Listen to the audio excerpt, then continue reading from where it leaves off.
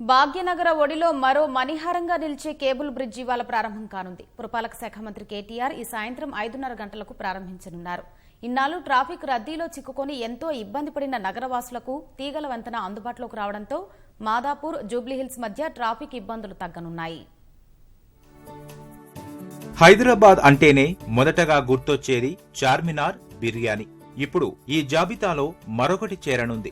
మాదాపూర్ దుర్గం చెరువుపై నిర్మించిన cable bridge నగరానికి మరో మణిహారంలా మారనుంది. దేశంలోనే అతిపెద్ద తీగల వంతెన నిర్మాణ పనులు పూర్తి కావడంతో ఇవాళ ప్రజలకు అందుబాటులోకి రానుంది. 184 కోట్ల రూపాయల వ్యయంతో 754.38 మీటర్ల పొడవు గల ఈ వంతెనను నిర్మించారు. దుర్గం చెరువుకు ఇరువైపులా 20 మీటర్ల ఎత్తులో వంతెన నిర్మాణం చేపట్టారు. ఈ బ్రిడ్జి నిర్మాణంలో మొత్తం 13 ఫౌండేషన్లు ఏర్పాటు చేశారు. స్టే కేబుళ్లను ఆస్ట్రియా నుంచి ప్రత్యేకంగా తెప్పించారు. దుర్గం చెరువు పరిసరాల్లోని పర్యావరణం దెబ్బతినకుండా కేవలం 2 పిల్లర్లపై ఈ తీగల వంతెనను L&T సంస్థ నిర్మించింది. 8 దేశాల ఇంజనీర్లు దీని నిర్మాణంలో పాలు పంచుకున్నారు.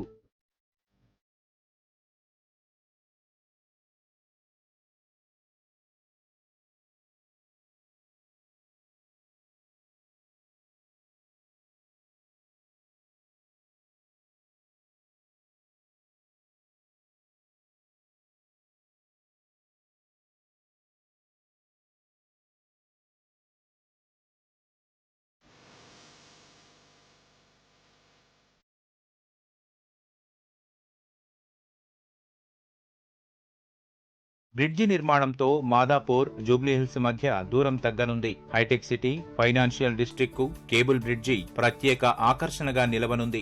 జూబ్లీహిల్స్ నుంచి మైండ్ స్పేస్, గచ్చిబౌలికి దాదాపు 2 కిలోమీటర్ల మేర దూరం తగ్గనుంది. పంజాగుట్ట నుంచి నానక్రామ్గూడలోని బాహ్య వలయ రహదారికి అతి సులభంగా చేరుకోవచ్చు.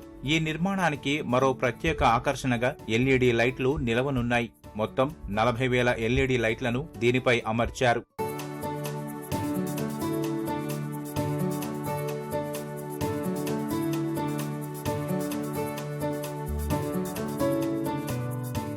అలాగే రవాణా సౌకర్యంగానే కాకుండా దుర్గం చెరువు పరిసరాలను పర్యాటకంగానూ ముస్తాబు చేస్తున్నారు. ప్రతి శని, ఆదివారాల్లో దుర్గం చెరువు కేబుల్ బ్రిడ్జి పైకి వాహనాలను అనుమతించారు. వారాంతాల్లో కేవలం పర్యాటకులను మాత్రమే కాలినడకన కేబుల్ బ్రిడ్జి పైకి అనుమతించనున్నట్లు GHMC ప్రకటించింది.